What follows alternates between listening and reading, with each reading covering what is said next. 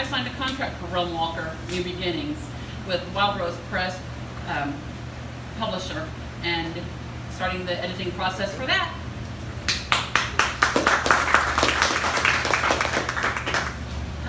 Last time I read part of chapter 1, so I'm just going to pick up where I think I left off.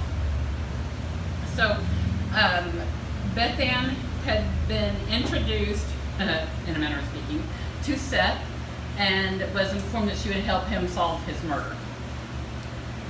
And he has told her that time does not mean the same when you're dead. There's a lot of us around, you just can't see us. Could I? She asked. If silence could grow like a darkness in a vacuum, Beth Ann swore it did this time. Trust me, you don't want to see some of them. Something about the way he said it made her shiver. I'll take your word for it. What else is different? Until our business is finished in the physical world, usually about how we died, we can walk between the realms until we're assigned to one or another. Meaning? I can come and go as I wish between heaven, hell, and earth. That meant, Beth Ann realized, I'd get to see Daddy again. Is that something I could do too?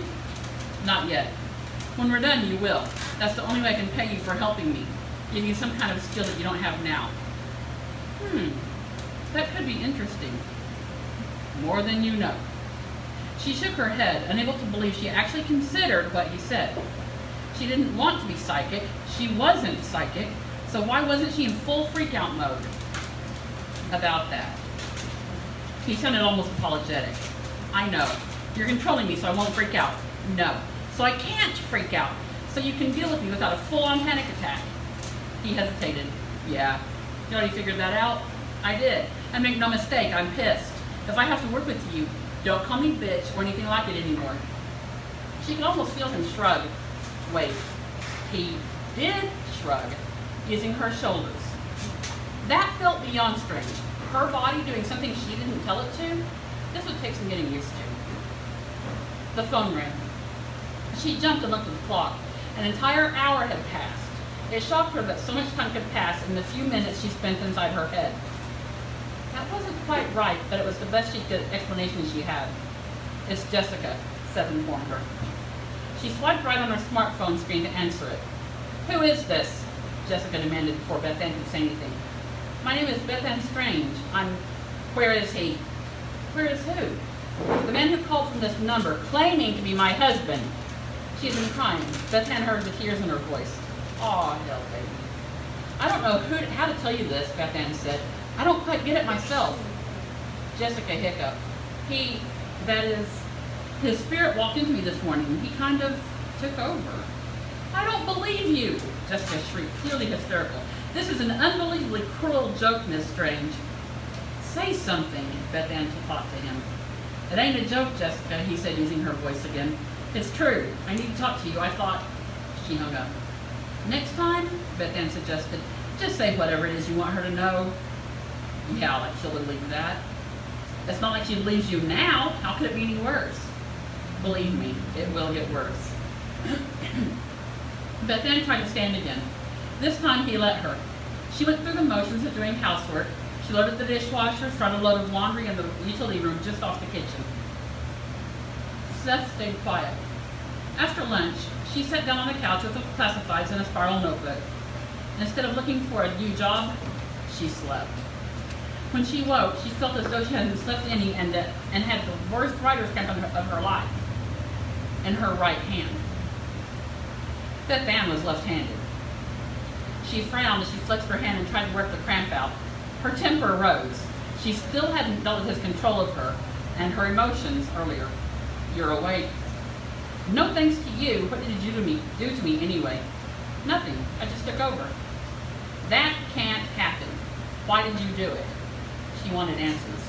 You never asked and I wouldn't have agreed anyway. That's what I thought. There were some things I needed to do. Like what? You don't need to know. That's why you went to sleep and I took over. Oh, I hate that tone, she thought. Why doesn't he just say duh and be done with it? Duh. He said it in the same tone she thought it in. Shit. You don't need to. I took care of that for you too. You are such a smart ass. That's what Jessica used to say. It's one of my better qualities. He almost sounded like he smiled as he said it. Okay, so you took my body over and I didn't look for a job for, she glanced at the clock, more than 2 hours? How am I going to pay the bills? The ache in her right hand finally started to fade. I need you more than you need a job. I don't think so, buddy. Maybe if I went to St. Joseph's, the priest there would do an exorcism and get rid of you for me. I'm not a demon. So, exorcisms aren't just for demons. It would work for any kind of spirit possession. Seth didn't answer, but she felt his disappointment. Shoving herself up off the couch, she went to the front door. I'm going to get the mail. He forced her attention to the kitchen table where he stacked the mail neatly, precisely, according to size, instead of just tossing it anywhere like she usually did. Anything important? I want to know. Look for yourself. Thanks for your permission. The rest of the day went that way, with them bickering back and forth inside her head. It wore Beth Ann out, so she went to bed early.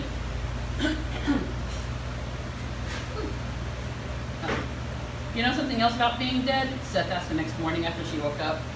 Go away. She turned over and pulled a pillow over her head. No sex. He moved the pillow. You know that's not going to get rid of me. Yeah, but I don't want to hear about your lack of a sex life. I've got other things to worry about. Like finding a job. Since he wouldn't let her go back to sleep, she got up, went to the bathroom, and turned the water on to heat up for a shower.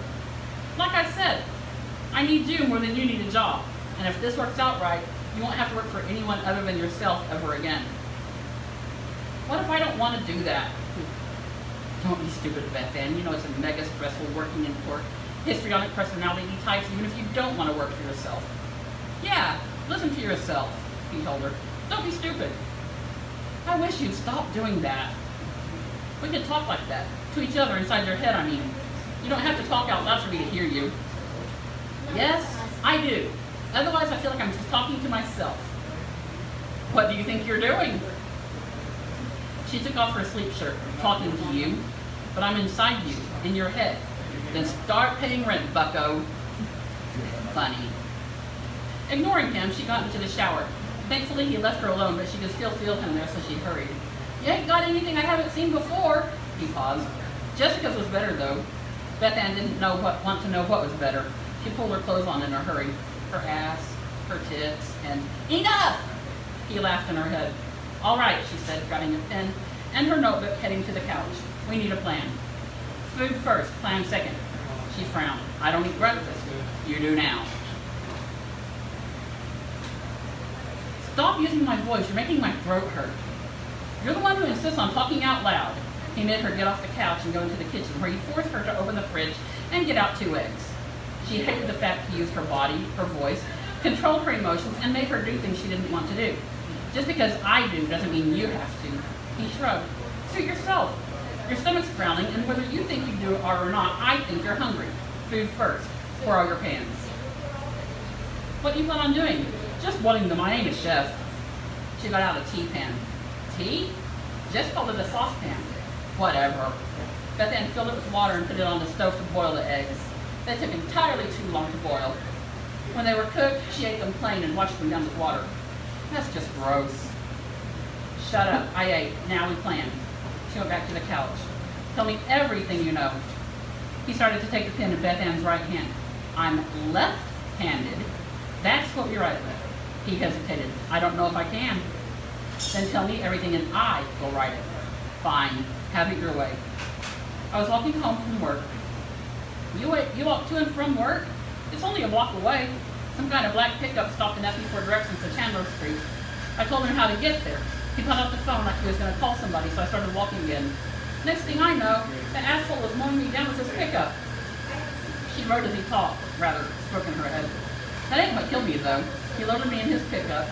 She started to write truck, but he stopped her. It ain't a truck, just a pickup. She shrugged. Yeah, it matters. Anyway, he loaded me in his pickup, took me to this house on Chandler. He and his buddy put me in a van. It was real dark in there, maybe a moving van or something. I don't know. They drove a long time, and when we got where we were going, it was night. Let me catch up, Beth Ann said, writing as fast as she could. He waited. She nodded. They dragged me out of the van and started beating the shit out of me, all the while telling me Jessica was too good for me and how they were going to see to it that I would never see her again, and how her old man would be so glad I was gone. At first, I believed them. It ain't no secret her dad don't like me none, but then he shuddered. One of them started talking about how he was going to do Jess and how he'd make her forget I ever existed. What about names, or what they looked like? I'm trying to remember. I don't think I ever heard their names. The first guy was as tall as me. The second was a little shorter. How tall were you? 6'3". So the other one was 6'1", 6 even? Probably 6 even, built, both of them. I wouldn't call them bodybuilders, but they were definitely muscly. Beth Ann shook her head as she finished writing that down. We don't have much to go on. I know, but if anyone can help me, you can. What makes you so sure of that? You don't know? He sounded genuinely surprised. What? You're psychic, and I don't mean just a little bit, like just about everyone. I mean full-blown psychic. You've ignored it all your life, taught yourself to bury it because it scares you shitless. He had that part right. He was starting to scare her too. Her stomach had butterflies in it, playing ping pong with the eggs she had just eaten. I don't mean to. How do you know this? She demanded. She had done her best to hide it, even from herself. They told me. And who are they? Your family that has already passed. You really are the only one who can help me. He paused. Please? She heard all the heartache and desperation in that one word. More than that, she felt it. Deep in her heart, to the core of who she was, whether she wanted to or not. And he was right. All that psychic stuff, everything she'd scoffed at and dismissed as so much mumbo-jumbo all her life until that point, it scared her. She couldn't leave a desperate soul, though. She never could. As a kid, she brought home orphan kittens and stray dogs, even though she often got in trouble for it. Plus, she didn't want him hanging around inside her for the rest of her life.